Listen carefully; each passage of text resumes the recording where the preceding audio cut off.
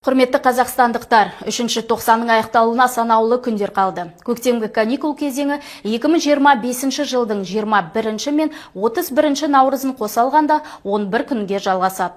Мектеп оқушыларының көктемгі демалыстағы бос уақытын тиімді өткізу және жеке тұлғалық қасиеттерін дамыту мақсатында біртұтас тәрбие бағдарламасы аясында іс-шаралар жоспары жасалды. Сондай-ақ 1, 4, 5, 9 және 10-11 сынып оқушыларына арналған гайдбук әзірленді. Онда әр демалыс күні наурызнаманың 10 күндігімен байланысты және қоғамның маңызды аспектілеріне, отбасылық құндылықтарға, мәдениетке, ұлттық дәстүрлерге, қайырымдылыққа, спортқа мән берілді.